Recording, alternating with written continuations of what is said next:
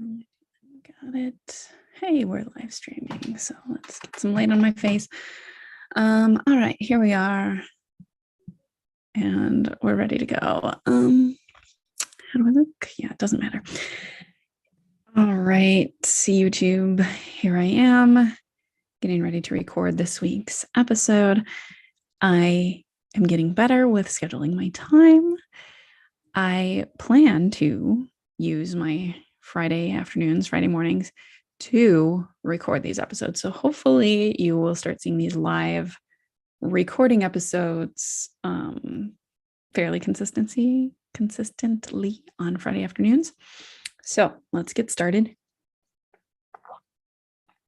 Drink of water. Here we go. Okay, let's record it.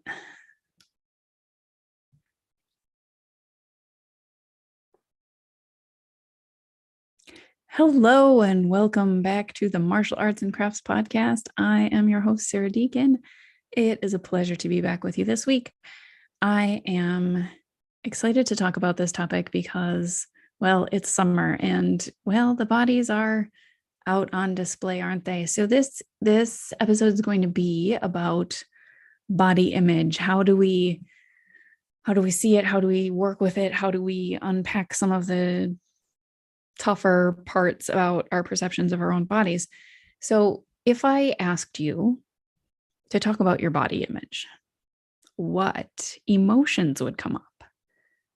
Now, listen carefully to the question. If I asked you about your body image, what emotions come up? I am not asking you what your body image is, what you would describe your body as. I am asking what the feeling is that comes up. Where do you feel it in your body? What would you call that emotion or those emotions that come up? Our bodies, they're interesting and they're amazing. They're essentially these clusters of atoms and cells, solid and liquid matter. If you look at our bodies with pure objectivity, they're fascinating, marvels of science, evolution, and or intelligent design. The way it all works together, all the systems come together for the health and just expression and experience of the whole is mind-blowing. Even experts, they're still discovering new and incredible things about how the body works all the time, every day. We've learned that a lot over the last few years, how much we know about the body and how much we still don't know. The complexity of the body's abilities, the complexity of it is staggering. Okay, so back to the question. When I invite conversation about individual bodies, our own personal bodies, it becomes very revealing, very exposing, very, very personal, right? So a while back, I posted this very question, this same question. If I ask you to talk about your body image, what emotions come up? I posted it on Facebook a while back. Notice that I ask about the emotions. I don't ask for the thoughts, the stories, the specifics about what that body image actually is. As I mentioned, I was curious about the emotions that come up when it comes to the topic of talking about our body or body image. And the responses I got when I posted this question on Facebook was they were really interesting and real reader to look at this. The people who answered with vulnerability, they answered with candor, they bared their souls, and many of them broke my heart. And I felt really humbled and grateful to witness people being so real and raw and open about the feelings and thoughts that come up. And I also considered my own response, how I would respond to that very question. If you ask me to talk about my personal body image, emotions like pride and love and awe come up as I think about some of the stories I could tell about my journey to get to where I am, this place of peace, gratitude, and acceptance of my physical form. I am in the best shape that I've been in probably my life over the last, several years of practicing martial arts, earning my black belt, and adopting daily habits of movement and exercise practices. But what were some of the other emotions that came up for people? I bet you want to know, because mine might seem a little bit out of the ordinary: the pride, the love, the gratitude, the awe. So maybe something like the following comes up for you. In alphabetical order, I put the list of the emotions. In alphabetical order, here's some of what was said, what came up: anger, disappointment, frustration. Yes, frustration came up several times. Hate, hell, pain, resentment, sadness, shame, unhappy. And notice what you're feeling right now as I read this list of words, how it might resonate with your own thoughts about your body image. And let's go back to the question. Ask you to talk about your body image. What emotions come up? And your initial response or reaction to this question about body image was probably the actual stories about what you like and what you don't like about your body, why. Your answer might be to talk about the body image itself. Maybe you felt excited or burdened or heavy or ashamed or proud or frustrated or something else. But your mind immediately told the story. It found the body part you're struggling to love, and it began to rattle off all the things that you've wanted to or tried to change about it. Maybe your thoughts turned to a body that's not your own, somebody you're comparing yourself to. Maybe you've already stopped paying attention to what I'm saying because it's already too uncomfortable, or you feel like it's another reminder of those physical flaws or failures, and you've had quite enough reminders like that already. Thank you very much.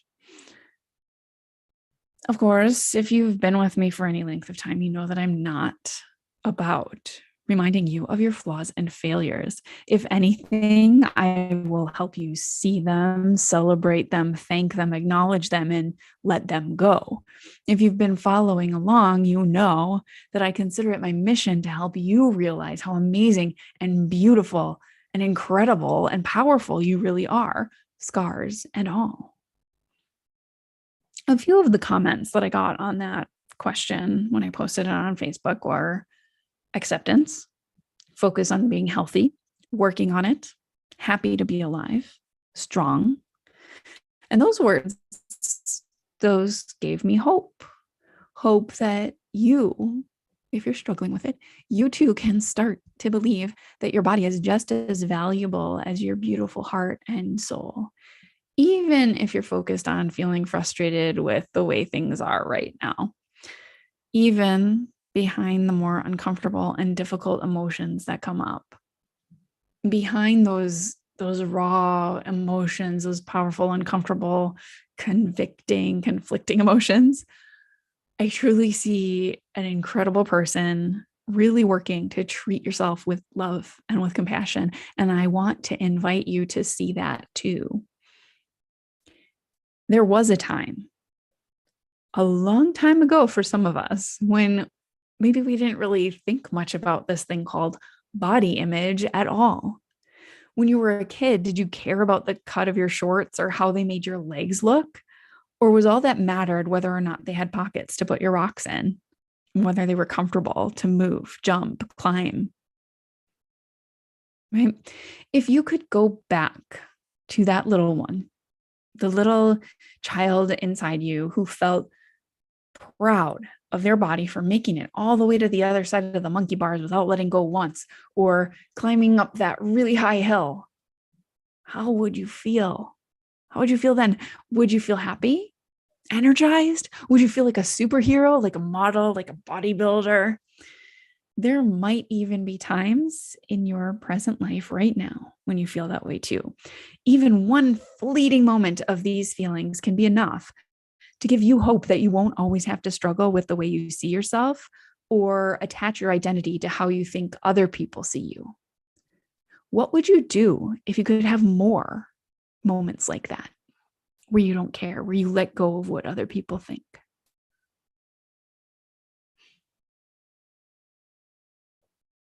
I still struggle with my body image sometimes too. Even though I mostly feel proud and strong and happy with myself and confident, um, I have confidence in who I am beyond my body.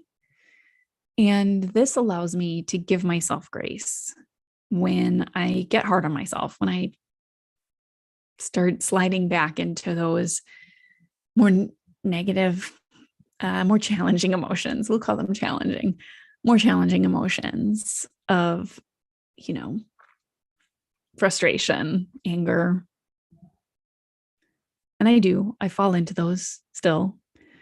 But the confidence, like I said, in who I am beyond this body, that allows me to see and take pride in the physical qualities as well as the other stuff. When I compare myself, I tend to compare what I see in the mirror to what someone else presents on social media or out in the world. And I know that I see myself in the mirror at my worst, not just when I'm out there in the world at my best. So I make sure that I acknowledge that if I'm looking at an image that I'm not super happy with, that it's just one part of my body image, one part of who I am. And that doesn't mean that I'm always that way or I'm only that way. So, what I want to do instead, and what I work on doing instead, is comparing myself to who I was and then also to who I want to be. And that's much more effective because I can sit there in between those two, who I was, and I can feel proud of how far I've come. I compare myself to who I want to be, and I can see how I'm on my way there and what I might want to change or do or think differently about to get myself to that point. Because I get to choose how I see myself, and so do you. You get to choose how you appreciate and care for your body. You get to choose whether to hold your own hand through the harder times or slap it away. How will you choose differently today than you have before? So here's your challenge this week. Choose one small thing, small, especially if this is new to you. Self-care, self-love, self-honoring behaviors, self-actualizing thoughts, turning the things to the positive. Here's your challenge. Choose one small thing, a small change in your perspective, one way of seeing one single aspect about yourself, about your evolving body and the light from your soul shining through. If there's a part of your body that you don't particularly think is great, then focus on the part of your body that is great, that you really like. I know there's one thing about yourself that you like, and maybe it's too hard to focus on the body right away. So maybe focus on something else about yourself that you like. I can tell that a lot of times something I really, really like about people right away, that I can see right away, is the smile.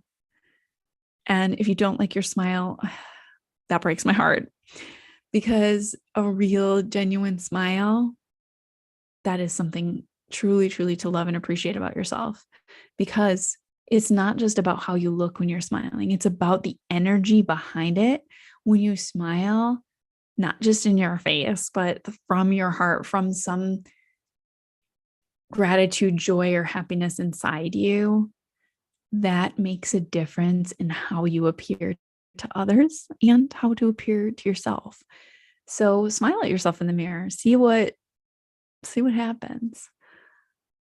But I don't need to give you all the answers. If you don't like your smile, well, start where you like, and maybe you get there eventually.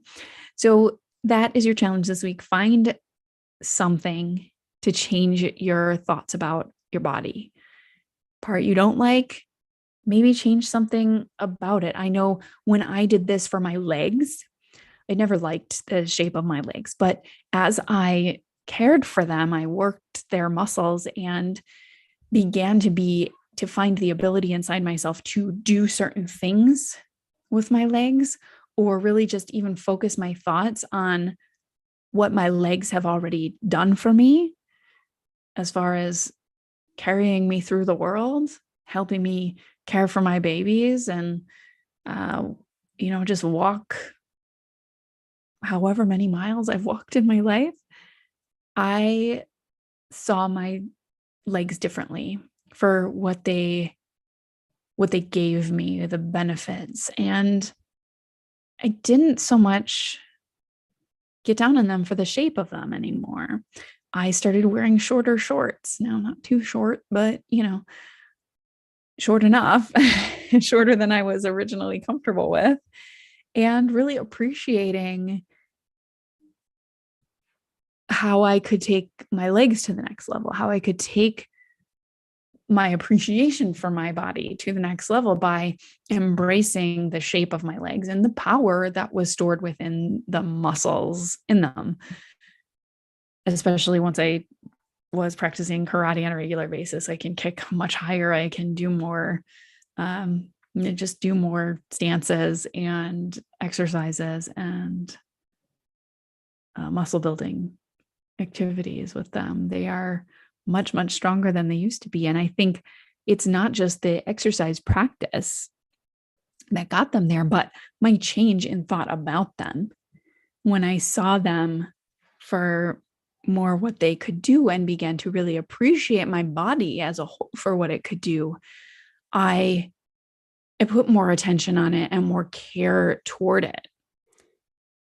So it's, again, a small shift in your thoughts, and it can make a really big difference. If you're interested in talking more about something that you're struggling with, embracing about your body or yourself, I would be happy and grateful to connect with you. Please find me at sarahdeacon.com or on the social media, Facebook, Instagram. Where am I? Facebook, Instagram, and Twitter at Sarah Deacon Coach. I am on Facebook, Instagram, and TikTok at My Martial Arts, the letter N Crafts. Please make sure, if this resonates with you, if you're enjoying my episodes, leave me a 5-star rating on Spotify and a review on Apple Podcasts.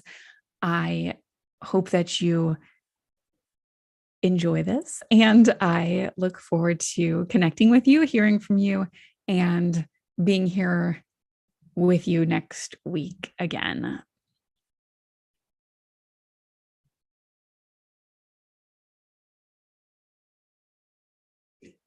Okay. There we go. Recorded our episode. Well, it's kind of a short one today, but it's a good topic. And I usually, when I'm planning out these episodes, there's usually the script I follow, and then sometimes I get off on my own little rants, like I did there at the end. So yeah, if you're here on YouTube, thank you for tuning in, and watch for me hopefully next Friday around the same time or earlier or later. I am, yeah, the plan is to be more consistent on Fridays so that we just keep on rolling through the podcast. And if you want to be a guest on the podcast, I should drop the link to be a guest in the description here. We'll see. Let me see if I can figure out how to do that. And I would love to have some guests on the show, especially if you're listening and you like what I'm doing here. So thank you for being here, and I'll drop the link in in the description if you're interested in being a guest spot here on the show. All right. Have a great weekend, and I will catch you next time. Thank you.